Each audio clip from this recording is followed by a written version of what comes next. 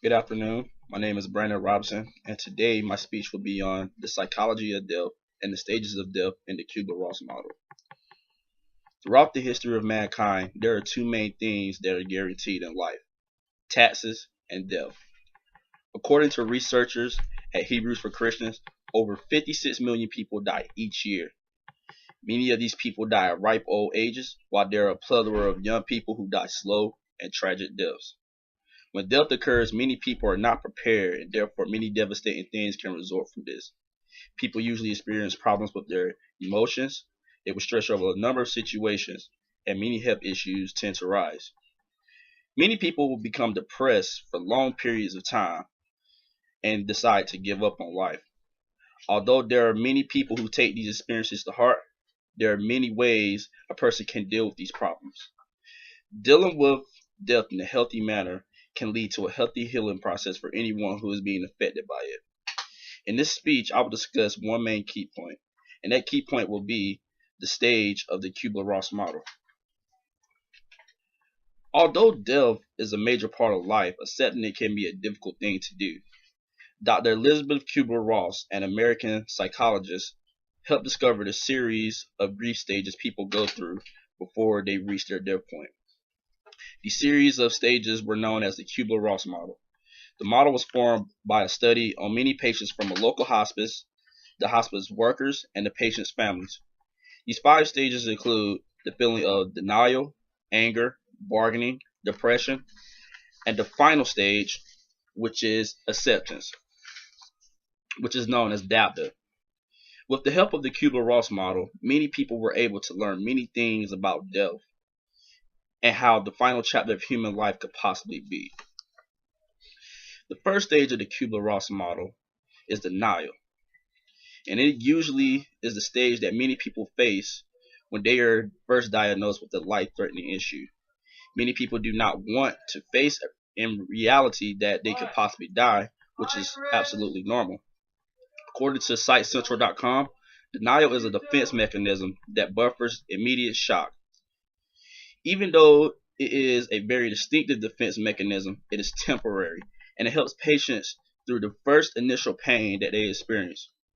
Once the stage of denial is over with, anger becomes a stage that many people tend to deal with. In the second stage of the Kubler-Ross model, it is normal for someone who is dying to experience anger spurts. They may become angry with themselves or people who had nothing to do with the situation at all. During this intense stage, many people will begin to question their beliefs and have anger or hatred towards others and isolate themselves from family and friends. Oftentimes during this period, many people will make their doctors a target, especially if the illness is not curable. With this stage, people who see their loved one experience this should always remain neutral with their loved one and should always be there to support them no matter how angry the person is. The third stage of the Kubler-Ross model, which is bargaining, refers to a person thinking about what they can do in order to have more years added to their life. In this stage, the person has opened up to believe that they will actually die sooner than they would like. Knowing this will lead someone into the fourth stage of the Kubler-Ross model, depression. The fourth stage is depression. During this stage, people who only have a short time frame to live begin to become depressed. They will not eat many things. They will usually refrain themselves from going places. The individual may experience self-pity, wishing they could go back in time and change many things. This is the turning point before the final stage, acceptance, and people begin to realize that there is nothing no one can do. The fifth and final stage of the Kubler-Ross model is acceptance of death.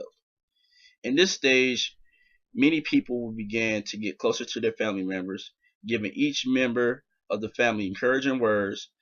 Many loved ones will begin to become very emotional and really drop within their health. This is the stage where many people will discuss an illness with their family members and mention things such as it will be okay.